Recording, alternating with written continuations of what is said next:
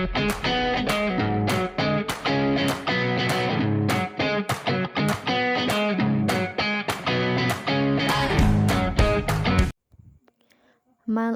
budget. Good day, sir. I'm Rosemary Valerio po from ABM 12. So, I'm here po to present po yung ginawa ko pong monthly budget po sa amin. So, start po tayo dun sa under po ng food is may rice po. Rice po namin is isang sakong kilong bigas po is 25 kilos po yun. So, 770 po isa. Tapos, nakakadalawang sakong bigas po kami sa isang buwan. So, bale, 2,310 po lahat yung sa monthly po. Sa water po is 60 pesos, 4 na galon na po yun. Tapos sa isang buwan po, nakakaapat po na pa-deliver po kami. Kaya po, ang monthly po namin sa tubig ay 240 po. Sa coffee, 255, sa sugar, 225 po. So, ayan po yung nabibili namin po sa mga tindahan po. Condiments po ay nandyan na po lahat ng mga sangkap po na kailangan po namin gamitin. 1 month na po yan, monthly na po, 300 po. So, bali po, ang total po under ng food ay 8,330 po. Ito po yung formula po na ginamit ko po. Ayan po.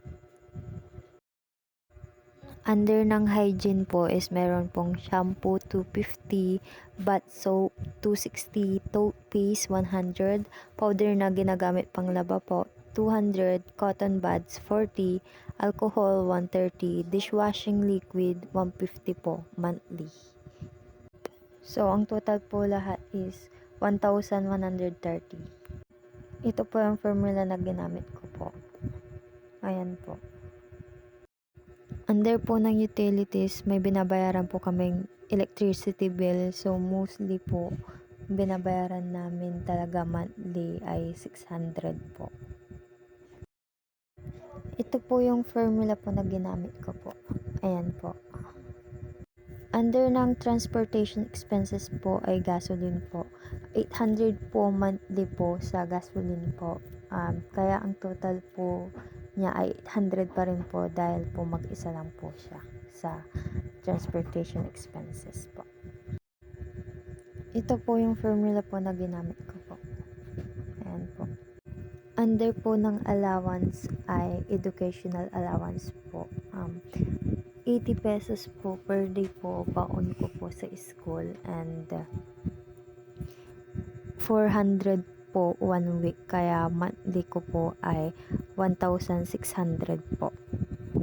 Sa load naman po ay 420 po monthly ng load ko po.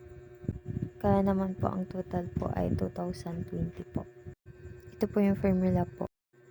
Sa other expenses naman po, kumska po ay 800 po monthly. So, ayan lang po naman yung binabayaran po namin. Kaya, po, 800 pa rin po siya. Total niya. Ito po yung formula niya po. Ayan po. So, bali, ang total expenses po ng lahat ay 13,480 po lahat ng nagagastos po monthly. Ito po yung mga graph po. Sa food po, mas lamang po yung viand. Tapos, ayan po yung total. Sa hygiene po, ayan din po. Hindi po nagkakalayuan yung mga agwat po. Tapos, ayan po yung total po. Under ng utilities tsaka transportation expenses po ay isa lang po, kaya po ganyan po.